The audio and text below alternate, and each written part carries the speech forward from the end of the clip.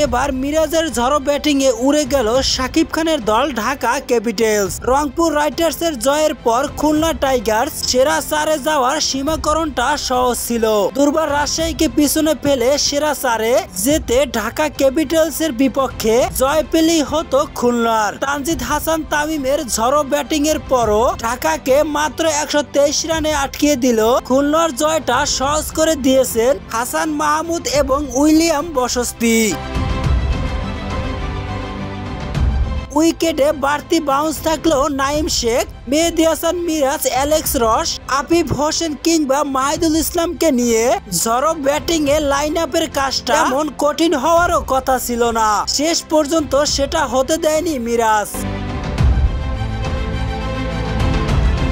খুলনার অধিনায়কের হাফ সেঞ্চুরিতে সহজেই জয়ের পথে হাঁটে তারা। ঢাকাকে 6 উইকেটে হারিয়ে সেরা চারে জায়গা করে নিয়েছে খুলনা টাইগার্স। রান রেট পিছিয়ে থাকায় 12 পয়েন্ট নিয়ে বিপিএল থেকে ছিটকে গেল রাজশাহী।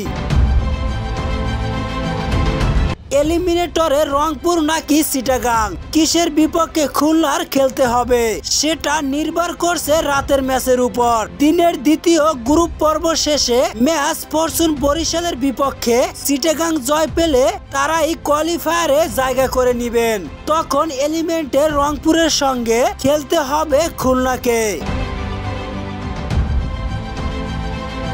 আর যদি বরিশাল জয় পায় তাহলে এলিমেন্টরে খুলনার প্রতিপক্ষ হবে চিটাগাং। মিরপুর শেরেবাংলা জাতীয় ক্রিকেট স্টেডিয়ামে জয়ের জন্য 128 রানের লক্ষ্যে প্রথম ওভারই উইকেট হারায় খুলনা।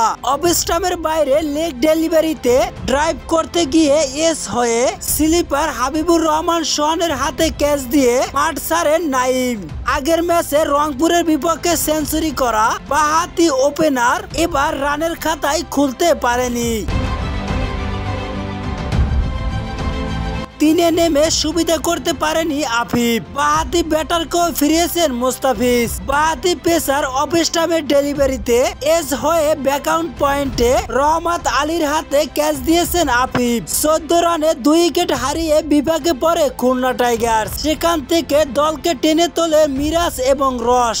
তাদের দুজনের জুটিতে জয়ের পথে হারতে থাকেন খুলনা। শুরু থেকেই দারুণ ব্যাটিং করা মিরাজ হাফ সেঞ্চুরি পেয়েছেন 33 বলে। মিরাজ পঞ্চম ছোঁয়ার পর ভাঙ্গে রসের সাথে তার 68 রানের জুটি।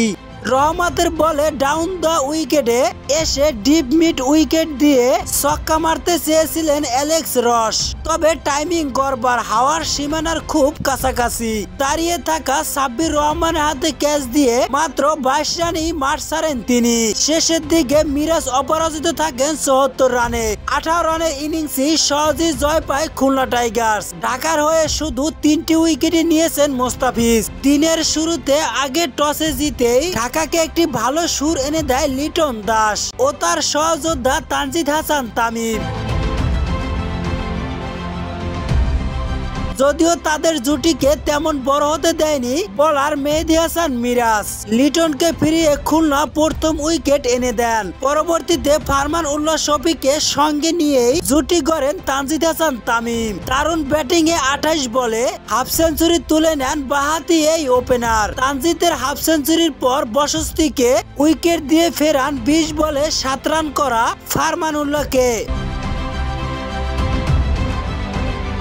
ওই একই ওভারে আউট হয়েছেন 58 রান করা বাঁহাতি ব্যাটার তানজিদ হাসান তামিম। বাকিদের কেউই ভালো করে ক্রিজে দাঁড়াতে না পারায় 9 উইকেটে মাত্র 123 রান করেন ঢাকা ক্যাপিটালস। শেষের দিকে 20 রান করে ঢাকার পুঁজিকে 100 পার করেছেন সাব্বির রহমান। খুলনার হয়ে হাসান 5 রানে 2 উইকেট, বসস্তি 10 রানে 2 উইকেট নিয়েছেন। ঢাকা ক্যাপিটালস নির্ধারিত 20 ওভারে 9 উইকেট হারিয়ে তাদের পুঁজি দাঁড়ায় মাত্র 123 রান। লিটন দাস 10, তানজিদ 58, সাব্বির 20, হাসান 2 উইকেট শিকার করে রান তুলেছেন 5, বসস্তি 2 উইকেট শিকার করে রান তুলেছেন মাত্র 10। খুলনা টাইগার 16 ওভার 5 বলে 4 উইকেট হারিয়ে 128 রান করতে সক্ষম হন। মিরাজ 74, অ্যালেক্স রস 22, বসস্তি 18, মোস্তাফিজ 3 উইকেট 16 রান।